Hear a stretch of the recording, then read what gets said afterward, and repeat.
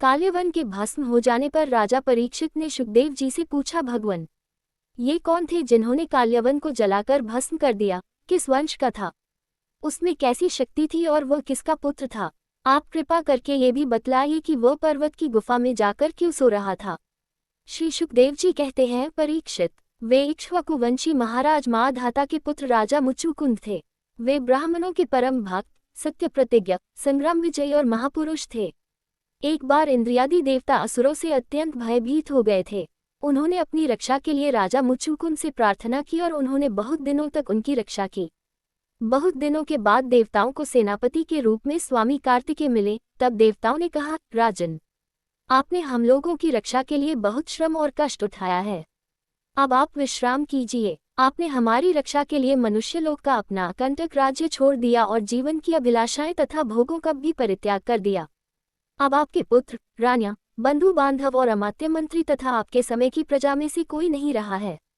सब के सब काल के गाल में चले गए। लेकिन आपने इन सब की चिंता ना करते हुए हमारी रक्षा की। आपकी जो इच्छा हो हमसे मांग लीजिए। हम केवल मोक्ष के अतिरिक्त आपको सब कुछ दे सकते हैं, क्योंकि मोक्ष तो केवल विष्णु जी ही दे सकते हैं।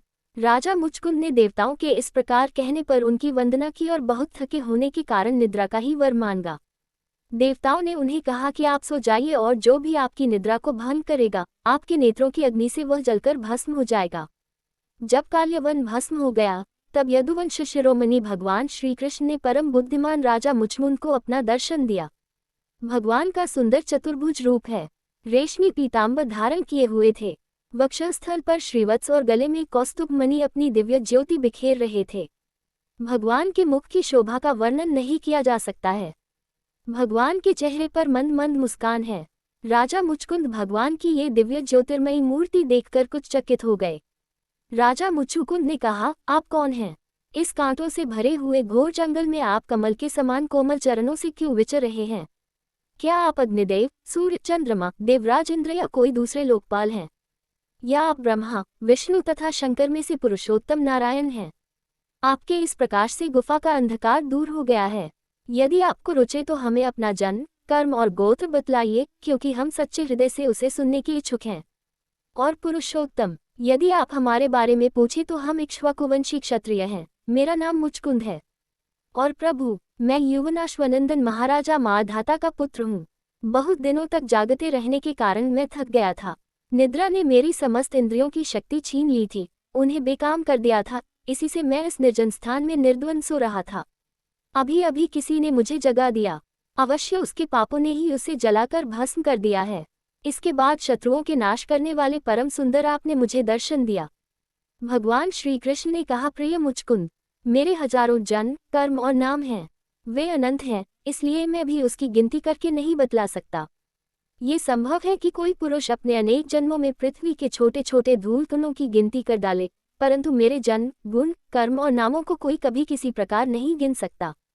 मैं अपने वर्तमान जन्म, कर्म और नामों का वर्णन करता हूँ, सुनो।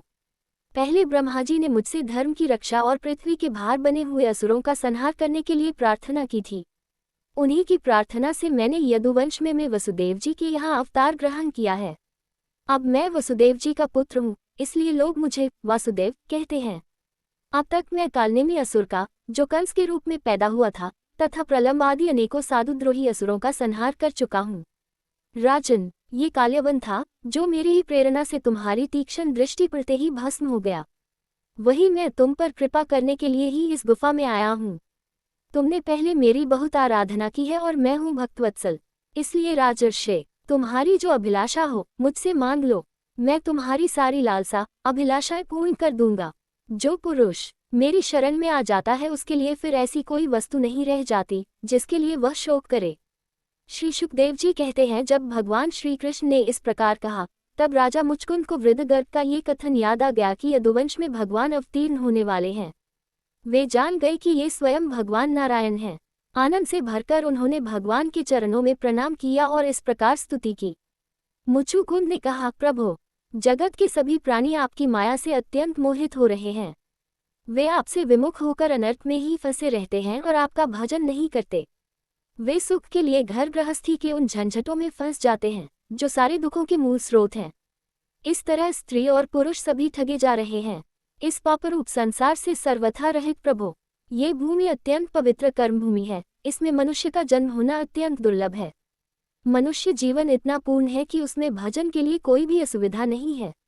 अपने परम सौभाग्य और भगवान की है तो कृपा से उसे अनायास ही प्राप्त करके भी जो अपनी मति गति असत संसार में ही लगा देते हैं और तुच्छ विषय सुख के लिए ही सारा प्रयत्न करते हुए घर गृहस्थी के अंधेरे कुएं में पड़े रहते हैं, भगवान के चरण कमलों की उपासना नहीं करते, भजन नहीं करते, वे तो ठीक उस पशु के समान हैं जो तुच्छ तृण के लोभ से अंधेरे कुएं में गिर जाता है। भगवान, मैं राजा था, राज्य लक्ष्मी के मद से मैं मतवाला हो रहा था। इस मरने वाले शरीर को ही तो मैं आत्मा अपना स्वरूप समझ रहा था और राजकुमार, रानी, खजाना तथा पृथ्वी के लोभ मोह में ही फंसा हुआ था। उन वस्तुओं की चिंता दिन रात मेरे गले लगी रहती थी। इस प्रकार मेरे जीवन का यह अमूल्य समय बिल्कुल निष्फल व्यर्थ चला गया। जो शरीर प्रत्यक्ष ही घड़े और भीत के समान मिट्टी का है और दृश्य होने के कारण उन्हीं के समान अपने से अलग भी है, उसी को मैंने अपना स्वरूप मान लिया था और फिर अपने को मान बैठा था। नरदेव, इस प्रकार मैंने मदांध होकर आपको तो कुछ समझा ही नहीं। रथ, हाथी, घोड़े और पैदल की चतुरंगिनी सेना तथा सेनापतियों से घिरकर मैं पृथ्वी में इधर उधर घूमता रहता। मुझे ये करना चाहिए और यह नहीं करना चाहिए, इस प्रकार विविध कर्तव्य और अकर्तव्यों की चिंता में पड़कर मनुष्य अपने एकमात्र कर्तव्य भगवत प्राप्ति से विमुख होकर प्रमत्त हो जाता है, असावधान हो जाता है। संसार में बांध रखने वाले विषयों के लिए उनकी लालसा दिन दूनी रात चौगुनी बती ही जाती है।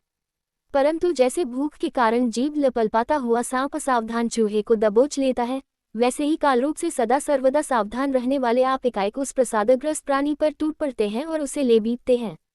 जो पहले सोने के रथों पर अथवा बड़े बड़े गजराजों पर चढ़कर चलता था और नरदेव कहलाता था, वही शरीर आपके आबादकाल ग्रास बनकर बाहर फेंक देने पर पक्षियों की विष्ठा, धरती में गाड़ देने पर सड़कर कीड़ा और आग में जला देने पर राख का ढेर बन जाता है। प्रभो, जिसने सारी दिशाओं पर विजय प्राप्त कर ली है और जिससे लड़ने वाला संसार में कोई रह नहीं गया है, जो श्रेष्ठ सिंहासन पर बैठता है और बड़े बड़े नरपति जो पहले उसके समान थे अब जिसके चरणों में सिर झुकाते हैं, वही पुरुष जब विषय सुख भोगने के लिए, जो घर गृहस्थी की एक विशेष वस्तु है, स्त्रियों के पास जाता है, तब उनके हाथ का खिलौना उनका पालतू पशु बन जाता है। जीवनादिकाल से जन्म मृत्यु रूप संसार के चक्कर में भटक रहा है। जब उस चक्कर से छूटने का समय आता है, तब उसे सत्संग प्राप्त होता है। ये निश्चय है कि जिस क्षण सत्संग प्राप्त होता है, उसी क्षण संतों के आश्रय, कार्य कारण रूप जगत के एकमात्र स्वामी आप में जीव की बुद्धि अत्यंत दृढ़ता से लग जाती है। आपने दर्शन देकर मुझ पर बड़ी कृपा की। आपसे क्या छिपा है, मैं आपके चरणों की सेवा के अतिरिक्त और कोई भी वर नहीं चाहता। भगवान, भला बतलाए तो सही, मोक्ष देने वाले आपकी आराधना करके ऐसा कौन सा श्रेष्ठ पुरुष होगा जो अपने को बांधने वाले सांसारिक विषयों का वर मांगे। भगवान, मैं अनादिकाल से अपने कर्मफलों को भोगते भोगते अत्यंत आर्त हो रहा था। उनकी दुखद ज्वाला रात दिन मुझे जलाती रहती थी। मेरे 6 शत्रु, 5 इंद्रिय और 1 मन कभी शांत न होते थे। उनकी विषयों की प्यास बढ़ती ही जा रही थी। कभी किसी प्रकार एक क्षण के लिए भी मुझे शांति न मिली। शरणदाता, अब मैं आपके भय, मृत्यु और शोक से रहित चरण कमलों की शरण में आया हूँ। आप मुझ शरणागत की रक्षा कीजिए। भगवान श्री कृष्ण ने कहा, सार्वभौम महाराज, तुम्हारी मति, तुम्हारा निश्चय बड़ा ही पवित्र और ऊंची कोटि का है। यद्यपि मैंने तुम्हें बार बार वर देने का प्रलोभन दिया, फिर भी तुम्हारी बुद्धि कामनाओं के अधीन न हुई। मैंने तुम्हें जो वर देने का प्रलोभन दिया, वह केवल तुम्हारी सावधानी की परीक्षा के लिए। मेरे जो अनन्य भक्त होते हैं, उनकी बुद्धि कभी कामनाओं से इधर उधर नहीं भटकती। जो लोग मेरे भक्त नहीं होते, वे चाहे प्राणायाम आदि के द्वारा अपने मन को वश में करने का कितना ही प्रयत्न क्यों न करें, उनकी वासनाएं क्षीण नहीं होती और राजन, उनका मन फिर से विषयों के लिए मचल पड़ता है। तुम अपने मन और सारे मनोभावों को मुझे समर्पित कर दो, मुझ में लगा दो और फिर स्वच्छंद रूप से पृथ्वी पर विचरण करो। मुझ में तुम्हारी विषय वासना शून्य निर्मल भक्ति सदा बनी रहेगी। तुमने क्षत्रिय धर्म का आचरण करते समय शिकार आदि के अवसरों पर बहुत से पशुओं का वध किया है।